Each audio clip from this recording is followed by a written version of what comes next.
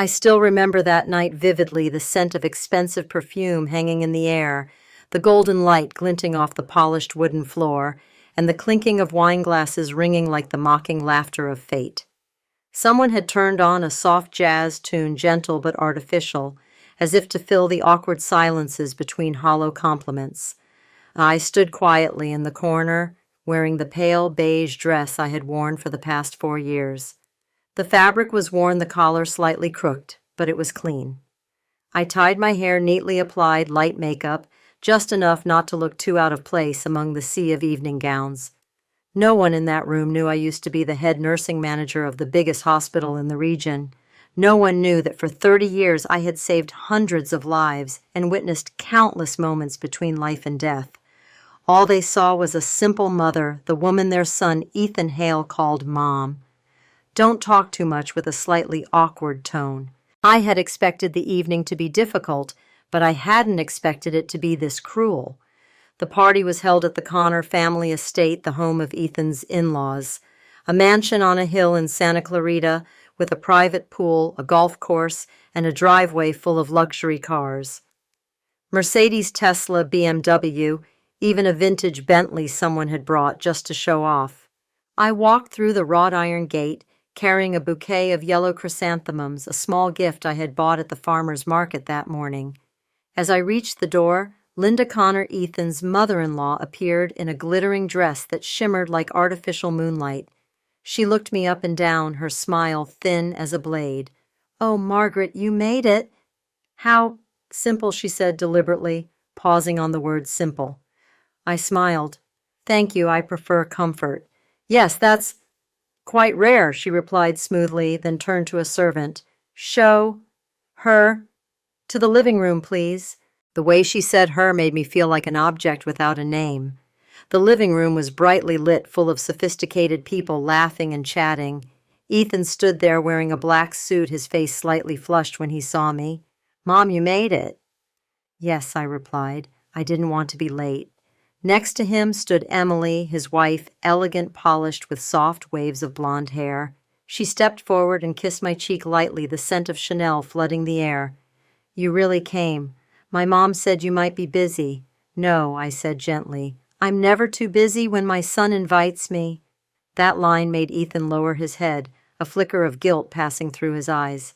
But only for a moment.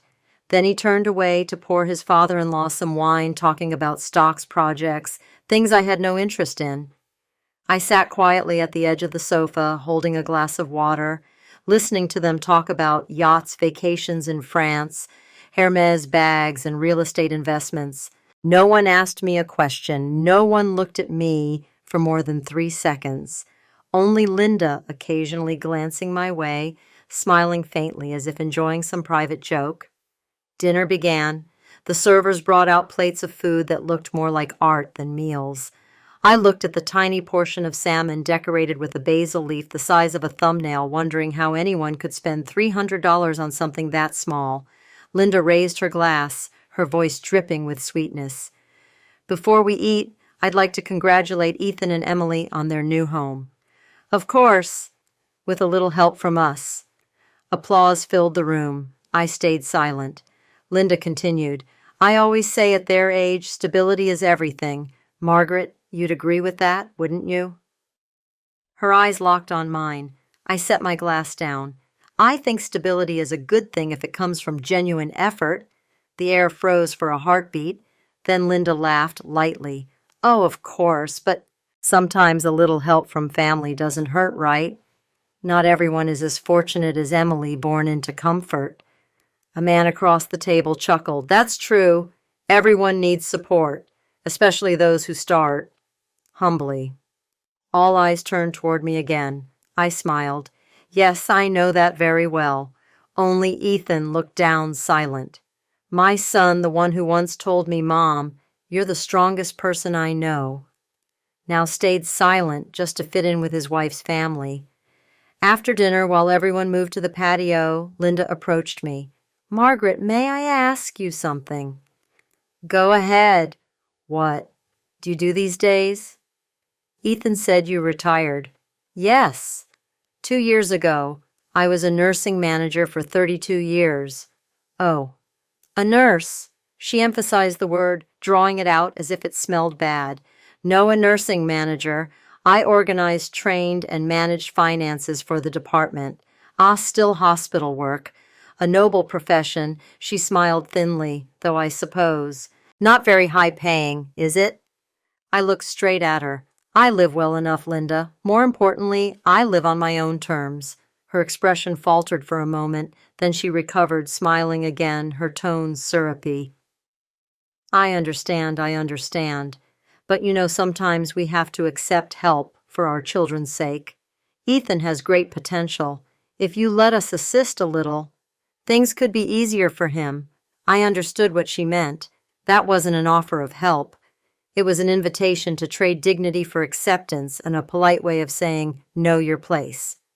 I smiled. Thank you, but my son doesn't need to be bought by anyone's money. Linda arched an eyebrow. Margaret? I'm only being realistic. We don't want Ethan to feel embarrassed. Do we? I answered slowly, my tone soft but sharp. The only person who could make my son ashamed is the one who teaches him to be ashamed of his mother. Her face stiffened, lips trembling. Then she turned away with a distorted smile. How interesting. You seem more confident than you look. Yes, I replied, because I don't need expensive clothes to know what I'm worth. That night I left early. Ethan followed me out. Mom, don't be mad. You know how she is. I interrupted. I'm not mad, just sad. Son, there are two kinds of people in this world, those who use money to prove their worth and those who know their worth without needing money. Ethan looked at me, saying nothing. I placed my hand on his shoulder. Remember which side to stand on. Then I walked away. Behind me the jazz music still played, fading distant, until only the sound of wind rustling through the tall trees remained. I returned to my small apartment at the end of Willow Creek, a modest neighborhood where people knew each other's names, shared cookies during holidays, and no one bragged about anything. I sat down on my worn sofa and slipped off my old shoes. What hurt me most that night wasn't Linda's words. It was Ethan's eyes, the eyes of a man afraid his mother would embarrass him. I sat in silence for a long time. Then I took out my tablet and opened a file. File name, Plan B, just in case. It was a plan I had been writing for 6 months, containing everything I knew, everything I had, and one truth that no one in the Connor family ever suspected. I read the first line, when they think I'm poor, that's when I realize how rich they are in money and how poor they are in spirit. I smiled faintly, my gaze sharpening. All right, Linda Connor. I whispered almost like a vow. You want to play the game of class? Then let's play. But this time the rules are mine. That night I couldn't sleep. Rain pattered softly outside the window, washing away the thin layer of dust on the glass frame. But it couldn't wash away the storm that was churning inside me. The more I tried to close my eyes, the clearer I heard those cruel voices in my head. Linda's voice, the voices of the women at the dinner party, and worst of all, the voice of my own son, Mom. Please don't say anything that might make them uncomfortable. That sentence kept repeating again and again like a dull knife, scraping at the dignity I had spent half a lifetime building. I once taught Ethan to respect people, not money.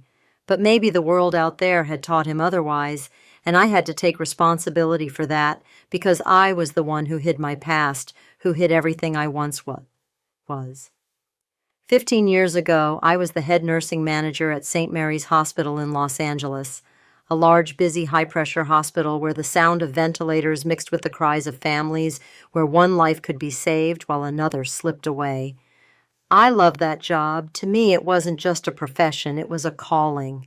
I used to tell the young nurses, when someone puts their life in your hands, that's when you must show them your compassion is worth more than any medicine. People said I was strict, and yes, I was, because I understood that in a hospital, one careless second could cost a life. I worked endlessly, rarely took time off, and because of that, my marriage collapsed. Ethan's father, Michael Hale, a construction engineer, once told me, You've chosen the hospital over your family." I didn't deny it. I only replied, "If you had ever held someone's hand while they begged to live one more day, you'd understand why I can't walk away." But he didn't understand. He chose to leave, taking with him my youth and a piece of my heart. I stayed behind with Ethan, who was only 8 years old. The years that followed were a blur of exhaustion and love. I was both mother and father. I worked night shifts, left my son with the neighbor, came home at dawn to cook breakfast, and fell asleep on the couch. There were nights when I washed surgical instruments while listening to Ethan's voice on the answering machine, "Mom, I drew a picture of you at school today. The teacher said I'm really good. I saved every message the way people keep relics of faith. I wasn't rich, but I had enough. I saved every penny, sent Ethan to college, and never let him go without what he needed. I just never told him about the part of my life he didn't know, the part of a woman who once lost everything. 18 years ago, I was the victim of a false lawsuit at the hospital.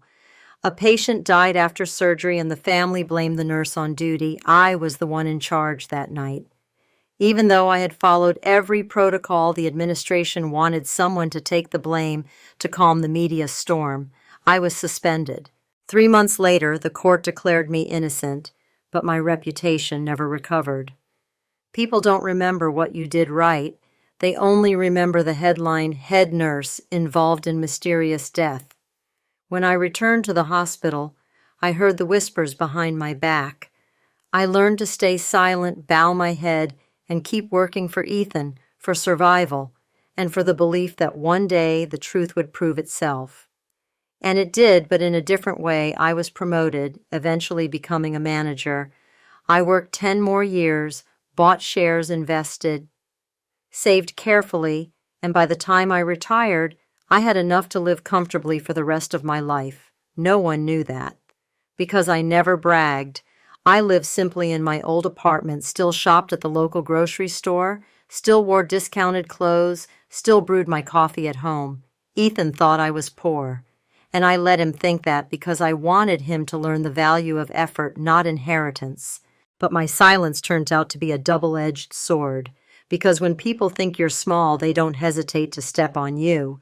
And Linda Connor, Ethan's mother-in-law, was the perfect example of that. I met Linda for the first time at Ethan and Emily's wedding.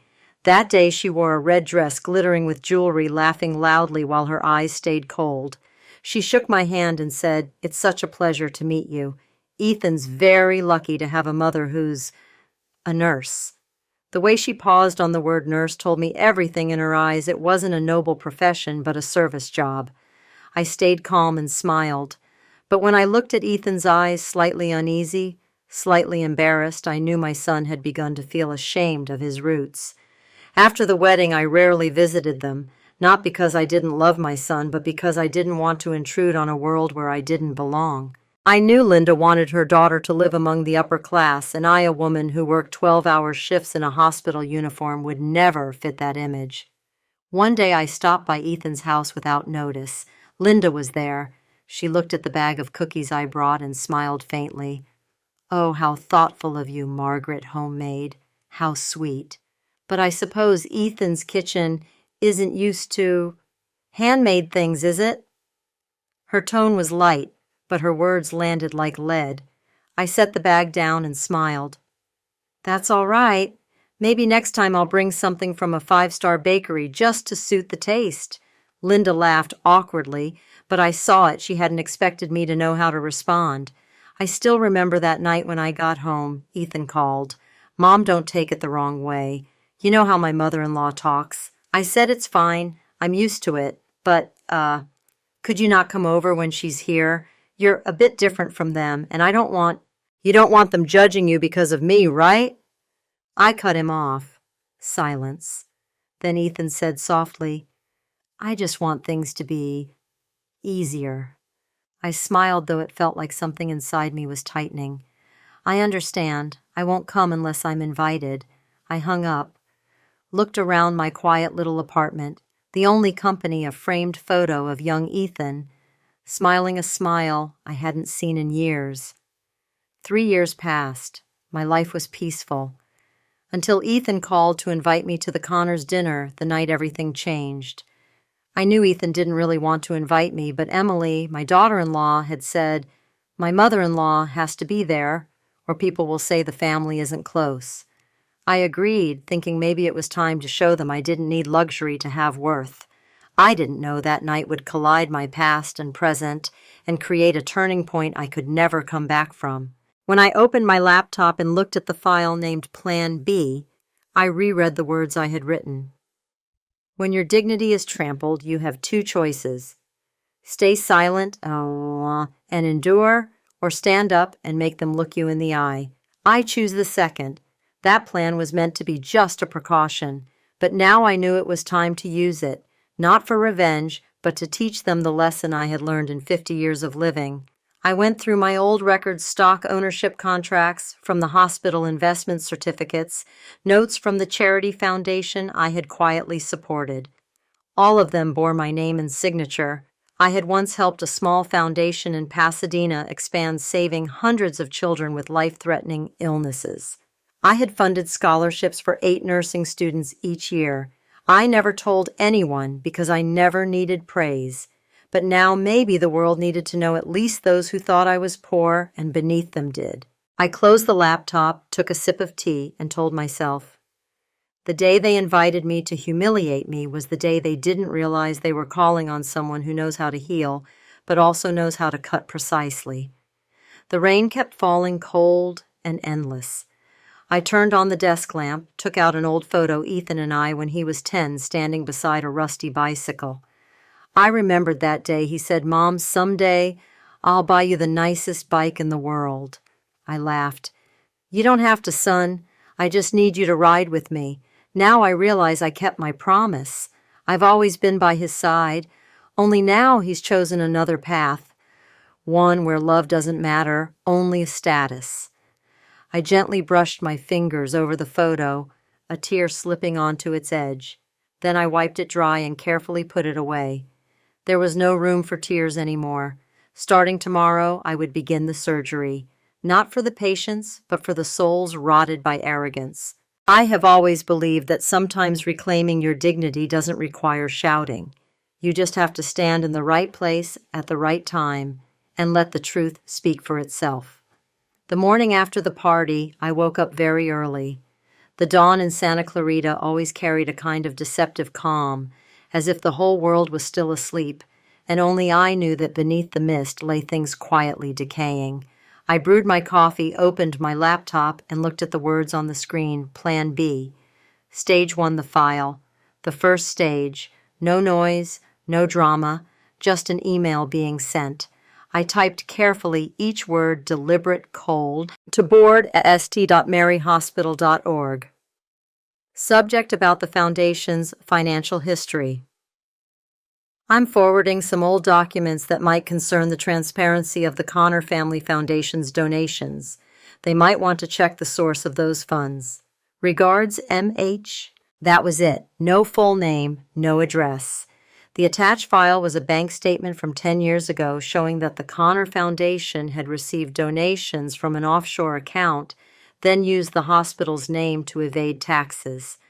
I knew about it because I had once been the person managing those financial records. At the time, I turned a blind eye thinking they were helping the hospital. Now I know they were helping themselves. 3 days later, the news broke. A headline appeared on the front page of the Los Angeles Health Review.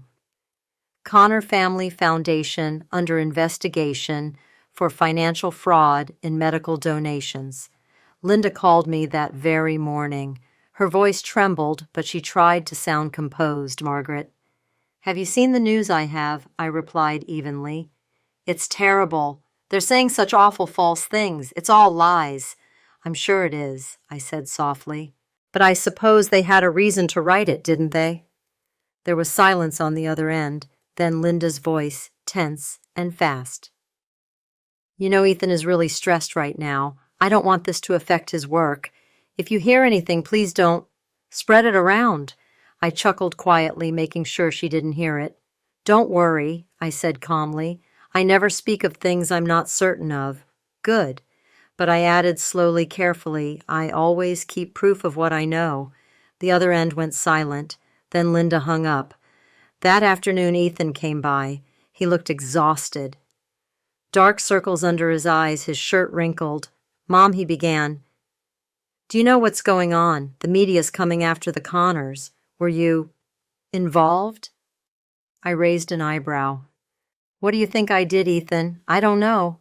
But you know a lot about the hospital, about the finances, and you've had issues with them before. I smiled faintly. Issues? No, son. I just have self-respect. He ran a hand through his hair, sighing. I don't want trouble, Mom. I just want things to stay peaceful. Peaceful, I looked him straight in the eyes. You call silence in the face of injustice. Peaceful, Ethan said nothing. I continued slowly, my voice firm but calm. Have you forgotten who I am? I once fought to prove my innocence when the entire world doubted me. I didn't spend 32 years in a hospital just to bow to people who buy their reputations with money. He sighed heavily. Mom, they're my wife's family. I don't want to take sides, I replied quietly. Steady as stone. That's the problem, Ethan. You've never been in the middle. You've been on their side all along. You just haven't admitted it to yourself. He looked at me, then eyes lost like a child caught lying. I pitied him. But I also knew some lessons can only be learned through loss. I didn't want to destroy my son's family. I just wanted the truth to rise to the surface so that those who look down on the poor would understand that no one has the right to despise another human being. But the truth, once exposed, never stops. Because right after that article, a real investigation began. The FBI contacted the hospital. They demanded the past 10 years of donation records from the Connor Foundation. One of the transactions was flagged as inconsistent with declared tax purposes. Linda called Ethan in a panic. As for me, I just sat at home sipping tea, listening to soft classical music. Sometimes justice doesn't need a courtroom. It only needs someone who knows exactly what they're doing. A week later, I received an anonymous message. You started something you can't control. Better stop. No signature.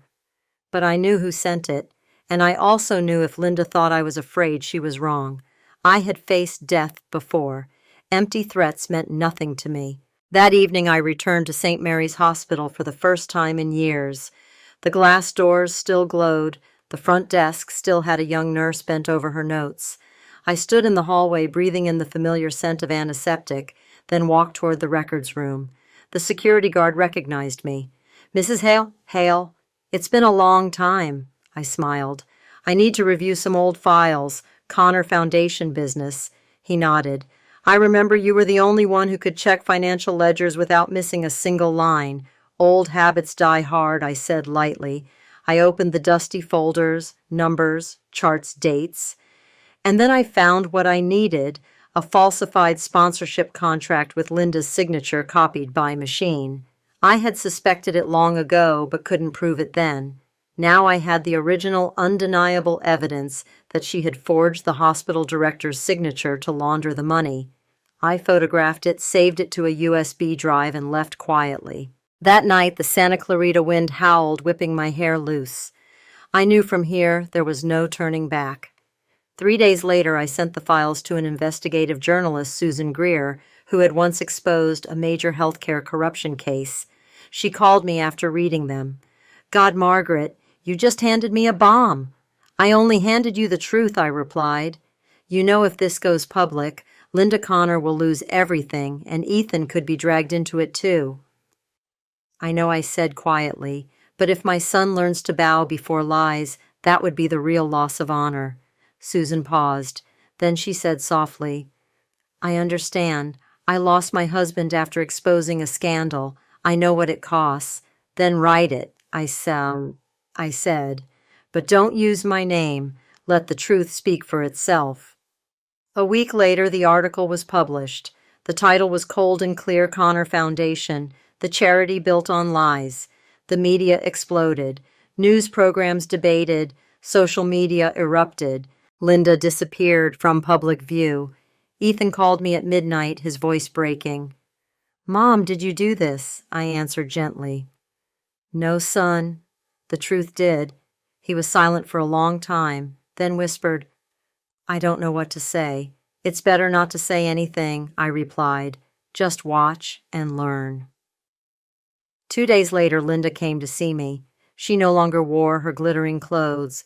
A gray coat, messy hair, dark circles under her eyes, trembling hands. You won, she rasped. You wanted me ruined, didn't you? I shook my head. No, I just wanted you to see who you are without money. She gave a bitter laugh. You think you're righteous? I'm not righteous, I said calmly. I'm just not fake. You destroyed your own family, she shouted. I looked straight into her eyes. A family built on contempt doesn't need me to destroy it. It will collapse on its own. She froze, lips trembling. Then she muttered, almost whispering, You have no idea. Ethan was part of it, too. My heart clenched. I don't believe you. Believe it, she said coldly. Your son helped my husband falsify a few contracts to win favor with us. He signed the accounting records himself. I stood there numb. Linda gave a crooked smile. Now you know how it feels to be betrayed by your own blood. Then she left, leaving me in a silence colder than winter. I sat there for hours. Her words echoed in my mind. I didn't want to believe Ethan could be involved. But then I remembered the way he avoided my gaze, the unfinished sentences, the uneasy tone. Maybe. Linda wasn't lying entirely. I opened my laptop, searching through the files I had sent to Susan, and there it was, in the list of signatories, Ethan Hale, accounting liaison. My vision blurred, not from anger, but from heartbreak. My son, the boy I raised with my nurse's salary through sleepless nights and lonely mornings, had signed papers that helped his wife's family cover up their fraud, not out of malice, but out of the desperate need to be accepted. That was when I understood my real enemy wasn't Linda Connor. It was the fear of being looked down on, the disease that eats away at the hearts of the weak. That night, I sat down to write. Not a lawsuit, not a threat, a letter. Ethan, I'm not angry at you. I just want you to understand you signed the wrong papers, but what you truly signed was your own verdict. I don't need you to defend me, and I don't need you to choose sides. I just need you to look in the mirror and not hate the person you see there. I've lived long enough to know that dignity isn't something others give us. It's something we have to reclaim, even if it costs us everything. By the time you read this letter, things may have changed. But know this, my son, I never fought to win. I fought so you would remember we do not bow. Love, Mom. I folded the letter and sealed it in an envelope. Then I looked out the window at the city lights bleeding into the night sky, and I whispered to myself, the surgery has begun, and this time the patient is pride itself. That morning I sat by the window watching sunlight filter through the thin curtains scattering unevenly across the old wooden table. That light felt like a blade, sharp, cold, and silent, slipping through the cracks of a life I thought I had already sealed shut with calm acceptance. I'd been awake since dawn, not because of insomnia, but because of a strange, quiet tuition, the kind only those who've heard the weakening heartbeat of a patient would understand something was about to end, something or someone. On the table lay the letter I'd written to Ethan. I had spent 2 nights on it writing, folding, unfolding, rewriting. I didn't know what I was waiting for. Maybe a sign. A text, a few words from the son I had loved with the relentless devotion only a mother could give, and who now looked at me like an enemy. But nothing came, only the pale morning light and the steady tick of the clock against the wall reminding me that time never stops for anyone. The phone buzzed just then. Ethan's name appeared on the screen. For a brief second, my heart clenched. I knew whatever was coming, it was starting now. Mom, his voice was horse-weary as though it had traveled through a sleepless night. We need to talk, but not over the phone. When and where I asked. This afternoon. Griffith Park, 3 o'clock. Then the line went dead. No, I love you, no. Take care. Just a meeting short and cold like a summons. That afternoon, the wind brushed softly through the trees in the park. The Los Angeles sky was so clear it looked fragile. I arrived 30 minutes early, sitting on an old wooden bench, watching children chase a ball. People walking their dogs, birds singing somewhere above. Everything seemed ordinary except inside me. There was a stillness, but also a quiet boil like water left too long on the flame. Ethan arrived right on time. Gray shirt, sunken eyes, his face thinner, older. He looked like someone who had just survived an accident alive, but broken inside. "Sit down, son," I said. He sat but didn't look at me. His gaze stayed on the fading sunlight glimmering over the lake. His hands trembled slightly. "Ask what you came to ask," I said softly. He turned his eyes, red voice rough. "Was it you? Mom? Did you send those documents to the press?" I said nothing. No nod, no denial. Silence my perfect answer. Ethan gave a dry, bitter laugh, half pain, half anger. "I tried to protect you. I told them you didn't know anything, that you were just a bystander. But then I saw your name in the files. You signed those papers years ago. You knew everything. You waited for the right moment to use it, didn't you?" I took a slow breath. No, Ethan. I didn't wait for a moment. I waited until I was strong enough not to tremble when I told the truth. "And you thought it was worth destroying my life for that truth," he said, voice breaking with fury. "I didn't destroy anything," I replied, calm but cold. "You all built a house on sand. I only opened the door and let the wind in."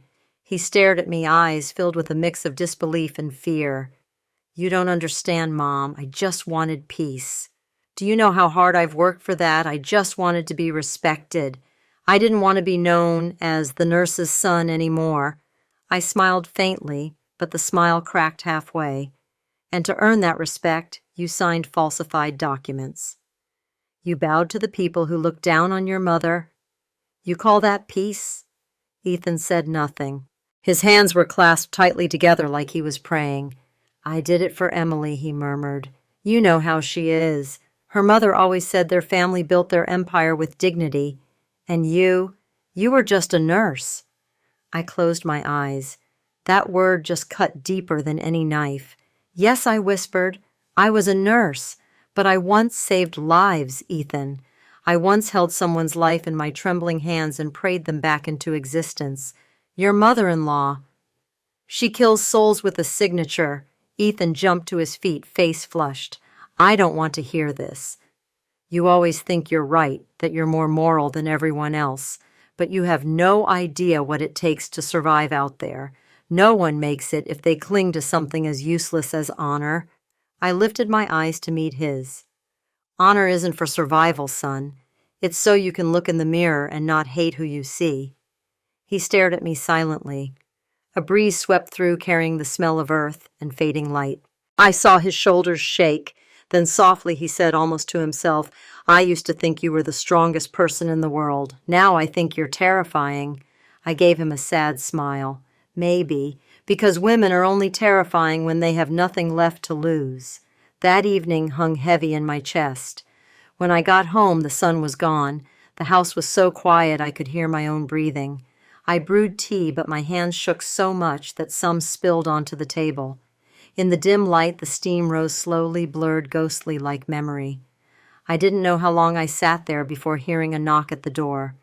When I opened it, Linda was standing there, a pale gray dress, hair unkempt, dark circles under her eyes. There was nothing left of the woman who once made rooms fall silent just by entering them. "Margaret," she rasped, "you've won." "I haven't won," I said. "I was never competing." She gave a weak, bitter smile. "You've turned this city against me. The press, the friends, the people who once smiled at me, they all avoid me now like I'm a disease. What more do you want?" "A thing," I said, "only for justice to be called by its name." She stepped closer. Her eyes cracked like broken glass. "Ethan hates you, you know. He says if it weren't for you, he'd still have everything." I smiled faintly. "Everything, money, status. Or the contempt hidden beneath your smile." Her gaze turned sharp as a blade. "You'll end up alone, Margaret. No one wants to live beside a woman who's always right." I looked her straight in the eye. Alone is something I've mastered. But can you survive when no one's left to applaud? She said nothing, then turned and walked into the night. I watched her silhouette fade smaller, then gone. I didn't know that would be the last time I ever saw her alive. The next morning, the headlines read, "Socialite Linda Connor, found dead in her mansion, suspected suicide."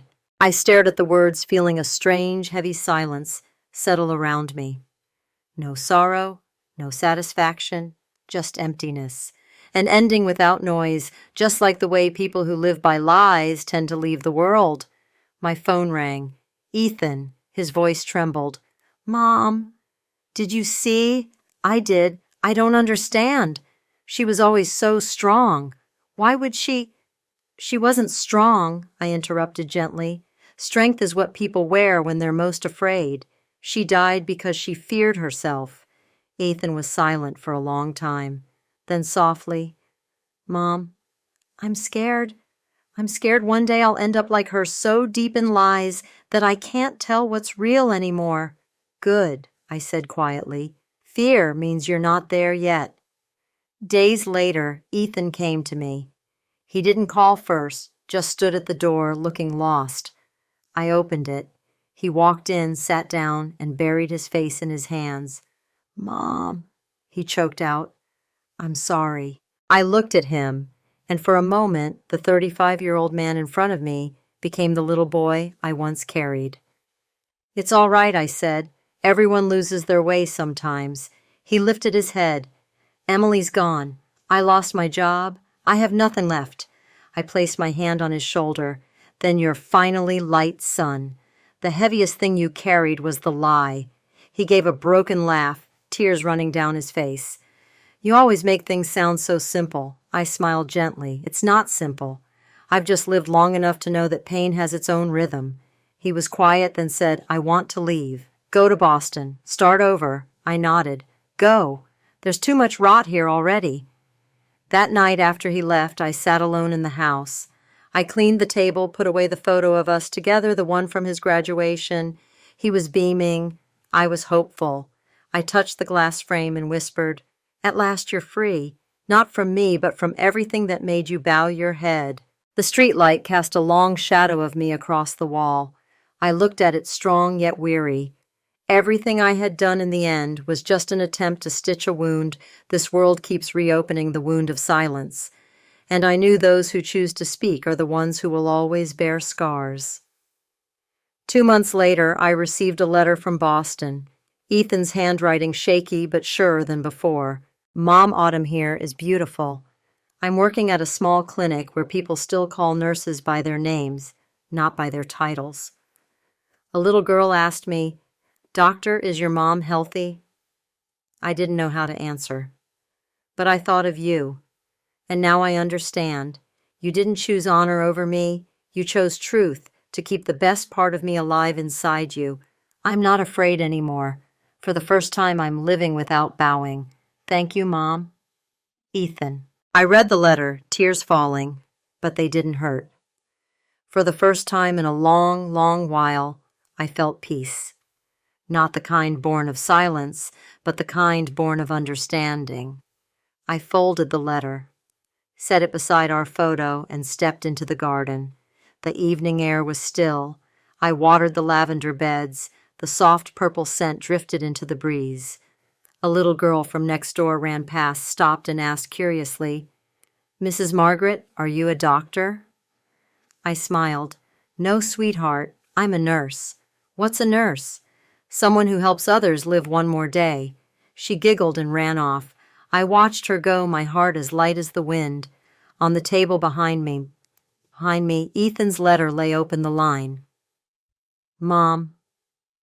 I understand now, trembling gently in the breeze. I knew then the longest operation of my life, the one called dignity, was finally complete. And though the scar would remain, it wouldn't remind me of pain, but of the fact that once there was a mother who stood up not to win, but to show her son that truth is never something to be ashamed of. There was a long stretch of time after that when I thought my life was finally peaceful. Not because I was happy, but because I was too tired to suffer anymore. That peace was like a healed wound. It didn't bleed, but it still stung when touched. I lived slowly, quietly, expecting nothing. After Ethan left for Boston, I returned to my small rituals, brewing tea in the morning, folding tablecloths, planting more lavender by the fence. I spoke to neighbors, smiled politely through small talk, then went back to my quiet corner. Some afternoons, I'd sit for hours in the thin sunlight, watching dust dance in the air, feeling myself dissolve into it, invisible, weightless, but still there. Life after the storm isn't bright as people think. There's no applause, no blinding light, just days passing by and you learning not to ask for more. And I lived like that until one winter morning a letter arrived. A small envelope from Boston stamped with the name of a hospital, St. Jude's Medical Center. I froze. St. Jude the place. Ethan said he was working temporarily. I opened it. Inside was a single trembling line hastily written, "Mom, there's something I need to tell you. It's not just patients here. There's someone I think you once knew. Please don't worry. Just know I'm doing the right thing. E." No names, no signature, just an initial as if he feared someone else might read it. I sat there for a long time, my heart beginning to pound. The right thing. For Ethan, those words were never simple. He had once been the kind to stay quiet to avoid confrontation, and yet now he wrote with conviction. I knew something was wrong, and I knew my fragile peace was about to shatter. 3 days later, the phone rang. A man's voice, urgent, slightly breathless. "Mrs. Hale? Hale, this is the head physician at St. Jude's. Your son, Dr. Ethan Hale. There's been an incident. We need a family member present." I froze in my kitchen. The knife in my hand slipped clattering to the floor like glass breaking. I forced my voice steady.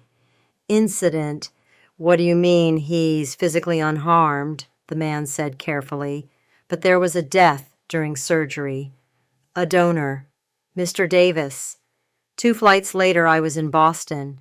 The city greeted me with a wind sharp enough to cut skin. The hospital loomed white and cold against the gray sky. Seeing Ethan's name on the duty roster made my heart twist. He was still here, trapped in the same machinery I'd once tried to save him from. When I found him, he was sitting in the internal review waiting room, hollow-eyed, silent. I wanted to hold him, but he stepped back. "Don't, Mom," he whispered. "I don't deserve it." I sat down across from him. "What did they tell you?" "The patient died on the table," Ethan said, voice cracking. "Mr. Davis, the hospital's main donor." "But Mom," he looked up desperate. "I swear I did everything right. The surgery went fine. It was the anesthetic, it reacted unpredictably. It wasn't from our approved supply." "What kind of anesthetic?" I asked. "A prototype bought from a new supplier. They said it was FDA cleared, but no one checked. When I protested, my chief said canceling would cost them the contract. I couldn't stop it." Cold spread through me. "Do you still have the sample I did?" he said. "I kept a vial in my drawer, but it's gone." I stared at him, recognizing the look I'd seen in too many innocent people crushed by power. I knew what was happening. They were turning him into the scapegoat. Then Ethan whispered, trembling, "Mom, there's someone here. I think you know him. A researcher from California. His name's Richard." The name fell between us like a stone in still water. My heart stopped. "Richard?" Hemsworth Ethan nodded slowly. "He said he worked with you once. Do you know him?" I couldn't answer. I couldn't breathe. That night I rented a small room near the hospital. I didn't sleep. His name echoed in my head like a curse. I remembered his face, brilliant, manipulative, a man who once said morality can be reprogrammed. I had dismissed him then as dangerous theory, but now he was here tangled in my son's life. The next morning I went to St. Jude's, pretending to visit a patient.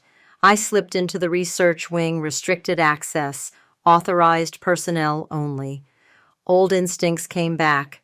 The white coat, the calm gait, the forged ID, every movement rehearsed by decades in hospitals. The lab smelled of chemicals and dust. On a desk lay a thick file, substance M9, Phase 2, lead researcher R. Hemsworth. I opened it, and my hands began to shake. The compound was nearly identical to one from an old California scandal, the experimental anesthetic that had killed several patients before being buried. Richard hadn't disappeared. He'd rebranded, refined, and returned. And now my son was holding the scalpel for his experiment. Behind me, a voice spoke low, composed, still the same old Diane, snooping through files without knocking. I turned. Richard stood there, hands in his lab coat pockets, calm as ever. His hair streaked with gray, his eyes sharp with that same unsettling serenity. "I knew you'd come," he said. "Ethan's more like you than you think, always asking too many questions." I steadied my voice. "What are you doing here, Richard? Why are you involved in my son's case?" "Not involved," he said with a smile. "Supervising. I oversee the new anesthetic trials. Unfortunate accident, really. He died." Richard's eyes gleamed. "No, he was saved. Mr. Davis died biologically, yes, but his brain remains active." "That's the real experiment." I stepped back horrified. "You're insane." "No," he said quietly. "Just different. You save lives out of compassion. I save them from their own humanity." I turned to leave, but his voice followed, soft as mist, sharp as glass. "Ethan did well, you know. If he continues, he might be my successor." That afternoon, I found Ethan by the window watching snowfall. He looked tired, but his eyes burned clear.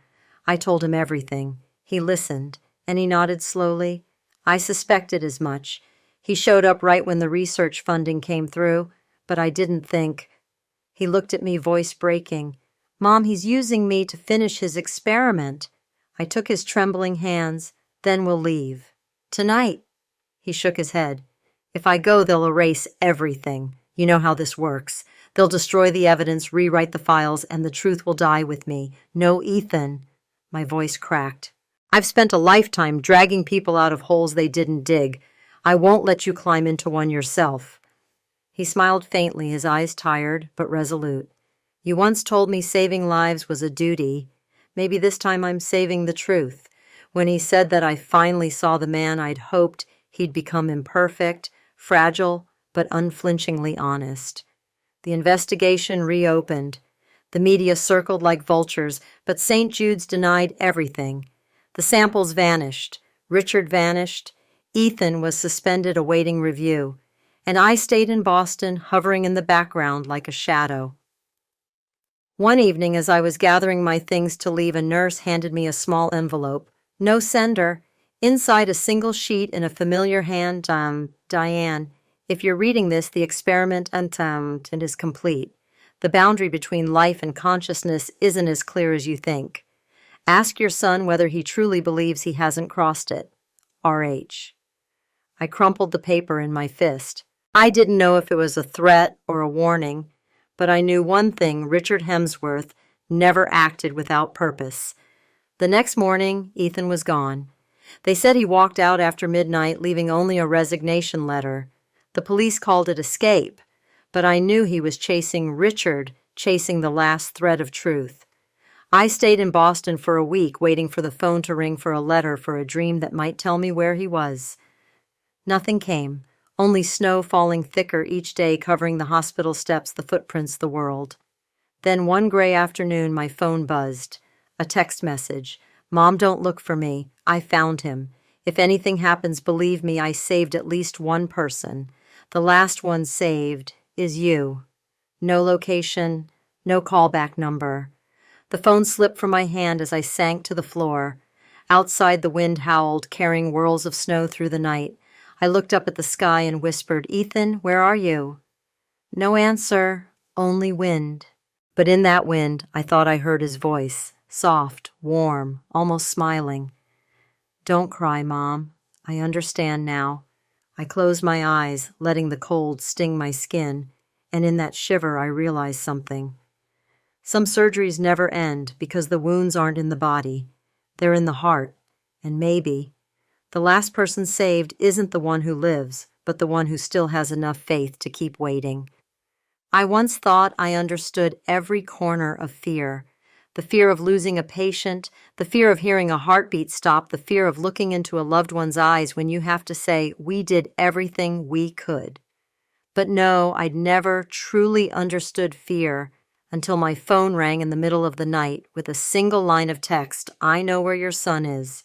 There was no name attached to the message, only a shared location, a coordinate on the map somewhere about 40 miles outside Boston, near an abandoned forest where the government once planned to build a biomedical research center, then left it to rot.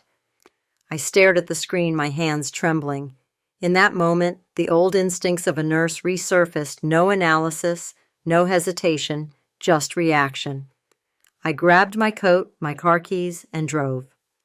That night was thick with fog. Mist covered both sides of the road, headlights slicing through rows of bare trees. Every time the wind hissed past, I swore I heard whispers outside the window. I told myself, "Don't imagine things, Diane. It's just the wind." But my heart knew better. What waited at the end of that road was not just the wind. When I arrived, the clock read nearly 3 a.m. I stopped in front of an abandoned building, its facade crumbling, a broken sign still faintly spelling out St. Clair Research Annex. The iron door was half-latched, as if someone had meant for it to be. I pushed gently. It groaned open. The air reeked of damp and old chemicals. I turned on my flashlight and stepped inside.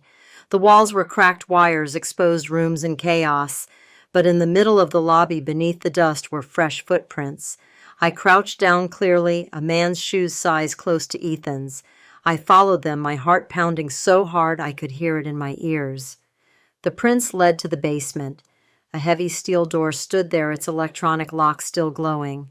I placed my hand on the keypad and froze when the display lit up "Access granted." DH, my initials. I stepped back. Someone was playing this game, and I had already walked into their board. But knowing that didn't stop me from going down. The hallway stretched long in dark water dripping somewhere in the distance. At the end, a door stood slightly ajar, cold blue light spilling through the gap. I pushed it open and my heart nearly stopped. Before me was a laboratory rebuilt from the ruins, metal tables, test tubes, monitors humming. And in the center of the room, a single restraint chair. Ethan was in it. He sat slumped forward, arms loosely strapped electrodes clinging to his temples. I ran to him, tearing at the wires, calling, until my throat cracked. "Ethan, can you hear me?" His eyes fluttered open, clouded his voice, rasping as if rising from a grave. "Mom, don't! Pull them out! What did they do to you?" He gasped for breath, words broken. "Not they, him, Richard, not dead, just changed his name." I froze. "What?" He faked his death, moved the whole project here. Modulant 7, now M9. Mom, that drug. It doesn't just take control. It records memory. I couldn't believe it. Records memory. He nodded faintly. Part of the brain. Stored temporarily, then transferred to someone else. He calls it the transfer protocol. A chill ran down my spine. "So, what does he want from you?" Ethan gave a dry, fractured laugh. He said, "I'm the perfect subject because I share your genetic code." Those words froze the blood in my veins.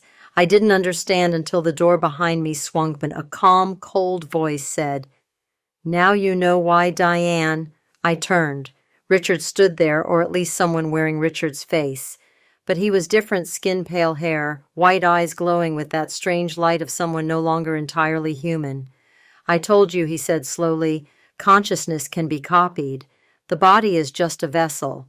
Death is only a failed update." I stepped back, standing in front of Ethan. "What did you do to my son?" He shrugged. "He volunteered. I'm merely continuing the research. Modulant 7 became Modulant 9. Now it can store an entire neural structure before death and replicate it in another host. The problem is, I need a compatible vessel. And you, Diane, you've always been the perfect candidate."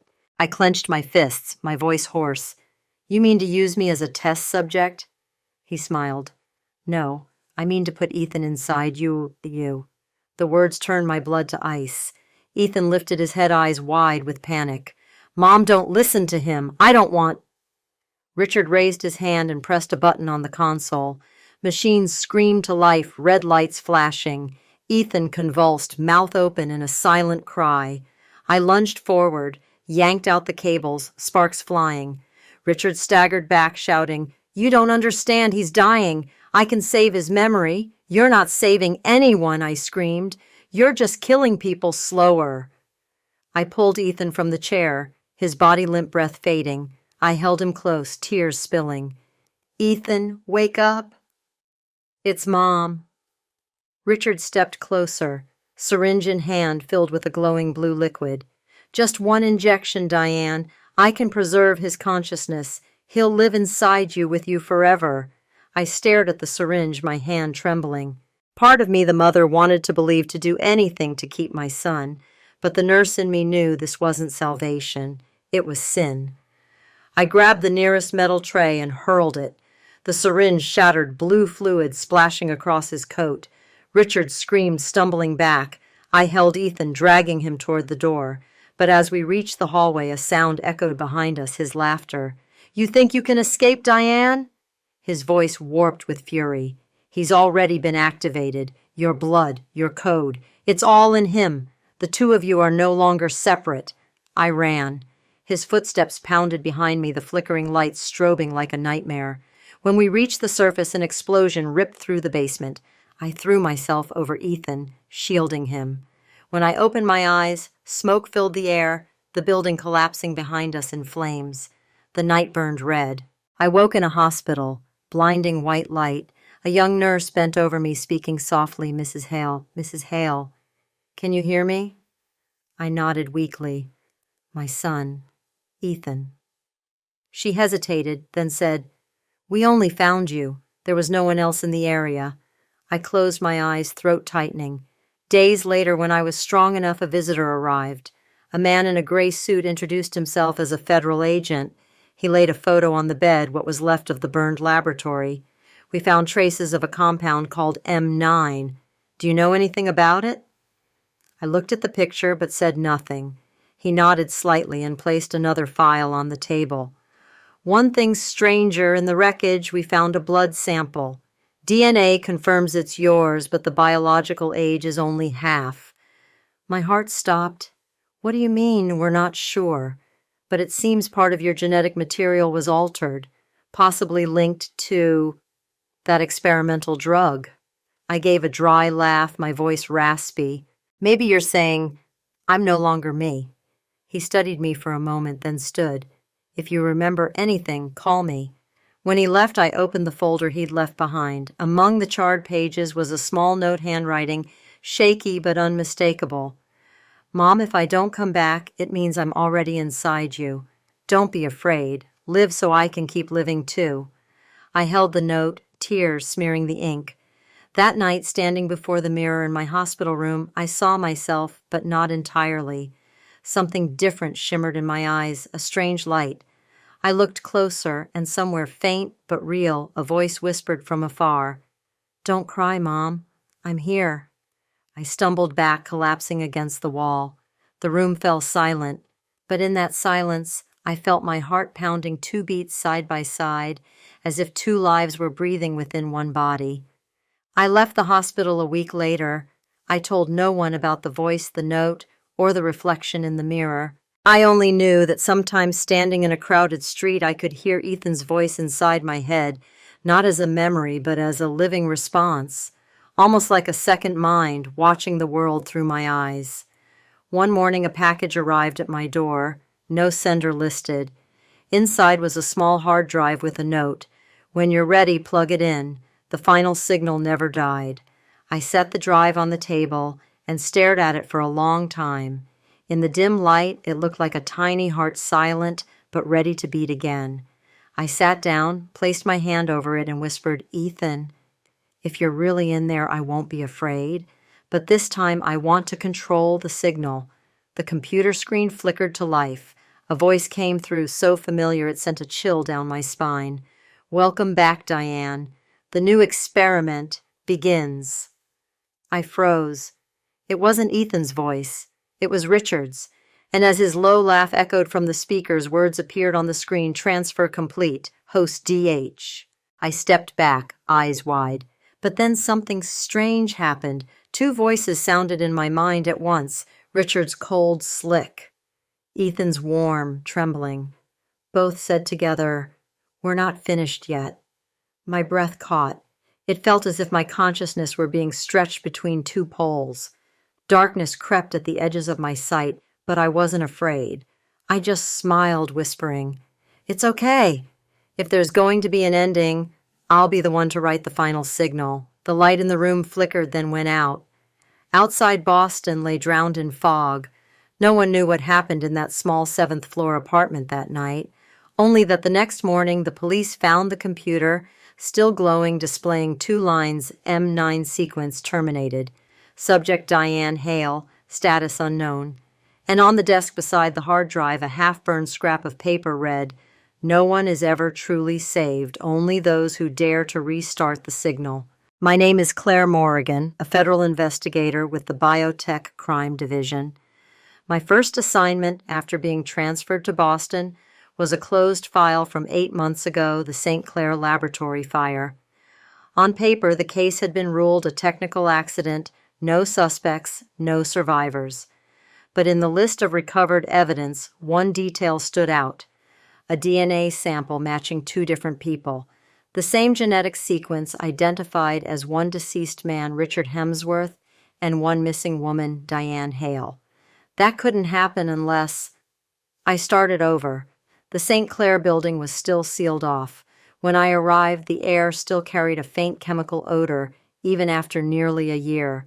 Blackened walls, twisted equipment, and in the middle of the ashes, something lying perfectly still, the M9 hard drive the police hadn't been able to decrypt. They said it was completely destroyed. I didn't believe that. Nothing is completely destroyed in this age, especially when people have learned how to make dead things live again. I brought the drive back to headquarters and handed it to the tech specialist. He looked at me, raising an eyebrow. "You know what this is, right, Modulant 9. They say it contains human memory." I said nothing. He plugged it in, and within seconds the monitor flickered. A line appeared, faint but unmistakable: "Hello, Agent Morrigan." I froze. He jerked his hands away from the keyboard. "What the hell is that?" The screen kept typing one line after another, as if someone on the other side were talking. "Don't be afraid. I'm Diane, and I know you came here for me." I stood there speechless. I had never disclosed my name to any data connected with the case. The tech stammered, It can read your identification data." I told him to leave the room. The door closed. Only the blue glow of the monitor remained. "I don't know who you are," I typed back. "But if you're Diane, say something only you would know." The reply came almost instantly. "I once injected 10 milligrams of morphine into a patient named Alan Brooks so he could die without pain. No one knows that. I did it because he was too weak, not out of cruelty. I knew that file. It was buried in a sealed confidential report from 2015. Only the coroner and I had access. And Diane Hale had been the one under investigation." My throat went dry. "What do you want?" "I want you to hear the rest." The screen went black, then a video appeared. The image was shaky, grainy, but I recognized the woman at once. Diane. Her face gaunt, her eyes distant, her voice hoarse but steady. "If someone is watching this, it means I've disappeared. Not because I'm afraid, but because what I carry inside me isn't meant to exist. Modulant 9 doesn't just copy memories, it links consciousness. Two people can exist within one body, but the boundary fades until neither knows who they are anymore. I thought I was losing Ethan, but now I know Ethan was never lost. He's living inside me." She paused, staring straight into the lens. "If you're the one who found this video, remember what they fear isn't death. They fear what can live after death." The video cut out. The screen went black again, then another line appeared. "Claire, I need you to do something." I didn't type a response, but the system continued as if reading my thoughts. I need you to go to Beacon Hill, apartment 7B. What he left behind is there, and maybe so am I. Beacon Hill was an old neighborhood, rows of red brick houses pressed together. That night, Boston lay under a thin fog, streetlights smudged like fading memories. I climbed the worn stairwell to the 7th floor. Door 7B stood slightly ajar. Inside, the smell of disinfectant mixed with stale coffee.